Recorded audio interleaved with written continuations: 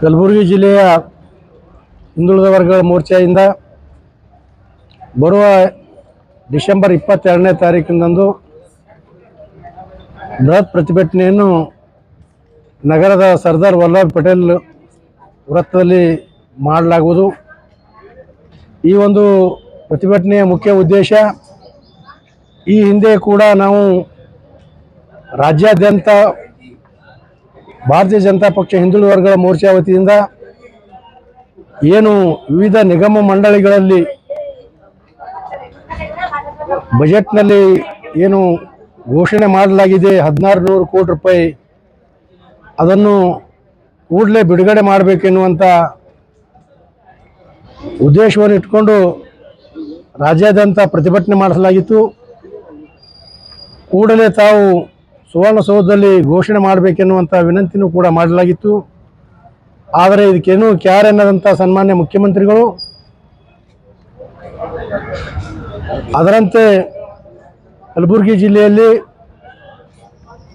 ನೆಟರೋಗ ಬಾಧೆಯಿಂದ ಸುಮಾರು 1,82,965 ಹೆಕ್ಟೇರ್ ಪ್ರದೇಶದಲ್ಲಿ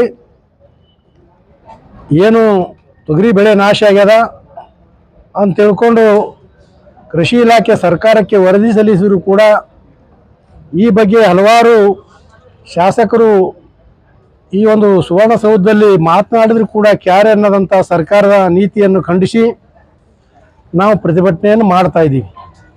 ಈ ಪ್ರತಿಭಟನೆಯನ್ನು ಮಾಡುವ ಮುಖ್ಯ ಉದ್ದೇಶ, ಕಲಬುರಗಿ ಜಿಲ್ಲೆಗೆ ನಾವು ಇವತ್ತು ಹೋಲಿಸಿ ನೋಡಿದಾಗ ಪ್ರಸಕ್ತ ಸಾಲಿನಲ್ಲಿ ಸುಮಾರು 11 ಅಭಿವೃದ್ಧಿ ನಿಗಮಗಳಿಗೆ ಕೇವಲ 6,000 ಅರ್ಜಿ ಬಂದರೂ ಕೂಡ ಕೇವಲ 8 ಕೋಟಿ ರೂಪಾಯಿ ಅನುದಾನ ಮಾತ್ರ ಕೊಡ್ತೀವಿ ಅಂತ ಹೇಳಿದ್ರೆ ಇಲ್ಲಿವರೆಗೂ 1 ರೂಪಾಯಿನೂ ಕೂಡ ಕೊಟ್ಟಿಲ್ಲ. ಉದಾಹರಣೆಗೆ ಹೇಳ್ಬೇಕಂದ್ರೆ,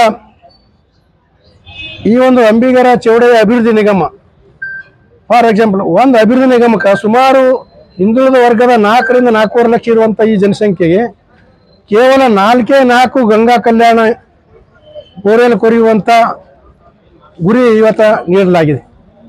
4 ಬೋರ್ವೆಲ್ಲ ಈ 10 ತಾಲೂಕಕ್ಕೆ ಯಾರಿಗೆ ಕೊಡ್ತಾರೆ? ಇವರು ಯಾವ ಜನರಿಗೆ ಕೊಡ್ತಾರ? ಹಿಂದುಳಿದ ವರ್ಗಗಳ ಹೆಸರಿನ ಮೇಲೆ ಅಧಿಕಾರಕ್ಕೆ ಬಂದ ಸನ್ಮಾನ್ಯ ಮುಖ್ಯಮಂತ್ರಿಗಳು, ನಿಮಗೆ ನಾಚಿಕೆ ಆಗಲ್ವಾ ಇವತ್ತಿನ ದಿವಸ? ಅದರಂತೆ ಎಲ್ಲ ನಿಗಮಗಳು ಒಂದು ರೆಫರೆನ್ಸ್ ಯಾವುದು ನಿಮ್ಗೆ ಅಷ್ಟೇ. ಇವತ್ತಿನ ದಿವಸ ಬರೀ 20 ಲಕ್ಷ ಜನಸಂಖ್ಯೆ ಇರುವಂಥ ಕಲಬುರಗಿ ಜಿಲ್ಲೆಯಲ್ಲಿ ಹಿಂದುಳಿದ ವರ್ಗದವರು ಬರೀ 8 ಕೋಟಿ ರೂಪಾಯಿ, ಎಲ್ಲರೂ 8 ಕೋಟಿ ರೂಪಾಯಿದು ಎಣ್ಣೆ ತೊಗೊಂಡು ಬಂದು 20 ಲಕ್ಷ ಜನರು ಕಿವೆ ಹಾಕಿದ್ರು ಕೂಡ ಆ ಎಣ್ಣೆ ಸಾಲಲ್ಲ. ಇವರು ಯಾವ ಯೋಜನೆಗಳಿಗೆ ಇವತ್ತು ಕೊಡ್ತಾರೆ ಇವರು? ಆದ್ದರಿಂದ ನೀವು ಕೂಡಲೇ ಕಲಬುರಗಿ ಜಿಲ್ಲೆಗೆ ಹಿಂದುಳಿದ ವರ್ಗಗಳ ಒಂದು ನಿಗಮಗಳಿಗೆ 100 ಕೋಟಿ ರೂಪಾಯಿ ಅನುದಾನವನ್ನು ಕೊಡಬೇಕು ಎನ್ನುವಂಥ ಬೇಡಿಕೆಯನ್ನು ಇಟ್ಟು ಆಗ್ರಹಿಸಿ ಇವತ್ತು ದಿವಸ ಪ್ರತಿಭಟನೆಯನ್ನು ಮಾಡ್ತಾ ಇದ್ದೀವಿ. ಎರಡನೇ ವಿಷಯ, ಇವತ್ತು ಏನು ಸರ್ಕಾರ ಕೃಷಿ ಇಲಾಖೆ ಮುಂಗಾರಿನಲ್ಲಿ ಅತಿವೃಷ್ಟಿಯಿಂದ ಹಾನಿಯಾದಂಥ ತೊಗರಿ ಆಗಿರ್ಬೋದು, ಉದ್ದು ಆಗಿರ್ಬೋದು, ಹೆಸರಾಗಿರ್ಬೋದು, ಇವೆಲ್ಲವೂ ಕೂಡ 19,565 ಹೆಕ್ಟೇರ್ ಪ್ರದೇಶ ಬೆಳೆ ಹಾಳಾಗ್ಯಾವ ಅಂತ ತಿಳ್ಕೊಂಡು ಕೃಷಿ ಇಲಾಖೆ ಸರ್ಕಾರಕ್ಕೆ ವರದಿ ಸಲ್ಲಿಸ್ಯಾರ. ಅದರಂತೆ ಈಗ ತಾನೇ ನಾ ಹೇಳ್ದಂಗೆ ನೆಟರೋಗದಿಂದ ತೊಗರಿ 1,82,965 ಹೆಕ್ಟೇರ್ ಪ್ರದೇಶದಲ್ಲಿ ತೊಗರಿ ಬೆಳೆ ನಾಶ ಆಗ್ಯದ ಅಂತ ತಿಳ್ಕೊಂಡು ಸರ್ಕಾರಕ್ಕೆ ಕೃಷಿ ಇಲಾಖೆ ಇವತ್ತು ವರದಿ ಸಲ್ಲಿಸ್ಯಾರ.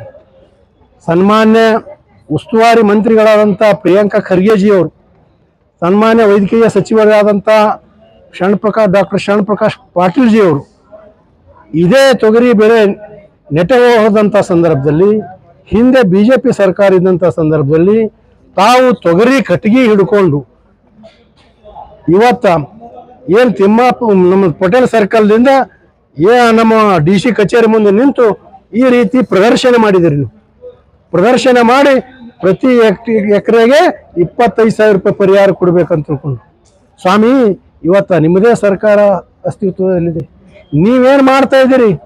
ಜನರ ಕೂಗು ನಿಮ್ಗೆ ಕೇಳಿಸಲ್ಲ, ರೈತರ ಕೂಗು ಕೇಳಿಸಲ್ಲ. ಬೇರೆ ಸರ್ಕಾರ ಇತ್ತಂದ್ರೆ ರೈತರಿಗೆ ಅನ್ಯಾಯ ಆಗ್ಯದು.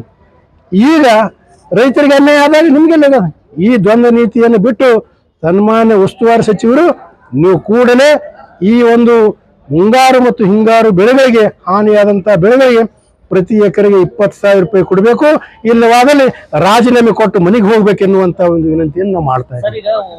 22ನೇ ತಾರೀಕು ಈ ಹಿಂದುಳಿದ ವರ್ಗ ಕಲಬುರಗಿ ಜಿಲ್ಲೆ ಹಿಂದುಳಿದ ವರ್ಗಗಳಿಗೆ 100 ಕೋಟಿ ರೂಪಾಯಿ ಅನುದಾನ ಕೊಡಬೇಕು. ರೈತರಿಗೆ ಮುಂಗಾರು ಹಿಂಗಾರುನಲ್ಲಿ ಲಾಸ್ ಆದಂತ ಬೆಳೆಗಳಿಗೆ 25,000 ರೂಪಾಯಿ ಪ್ರತಿ ಎಕರೆ ಕೊಡ್ಬೇಕನ್ನೋದು ನಮ್ಮ ವಾದ. ನೋಡ್ರಿ, ಸಿ.ಟಿ. ರವಿ ಅವ್ರ ಬಗ್ಗೆ ಹೇಳ್ಬೇಕಂದ್ರ ಈಗಾಗಲೇ ಅವರು ಸ್ಪಷ್ಟೀಕರಣ ಕೊಟ್ಟಿದ್ದಾರೆ.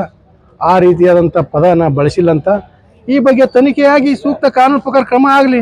ಅದನ್ನು ಬಿಟ್ಟು ಇವತ್ತು ಭಯೋತ್ಪಾದಕರ ರೀತಿಯಲ್ಲಿ ಇವತ್ತು ರಾತ್ರಿ ಬೆಳಗನ್ನ ಆ ಪೊಲೀಸ್ ಸ್ಟೇಷನ್ ತಿರುಗಾಡಿಸೋದು, ನಿರ್ಜನ ಪ್ರದೇಶ ಕಳಿಸೋದು, ಅವರೇನು ಭಯೋತ್ಪಾದಕರದ ಒಬ್ಬ ಜನಪ್ರತಿನಿಧಿಗೆ ನೋಡಿಕೊಳ್ಳುವಂಥ ರೀತಿ ಇವತ್ತಿನ ದಿವಸ ನಾವು ಬಲವಾಗಿ ಖಂಡಿಸ್ತೀವಿ.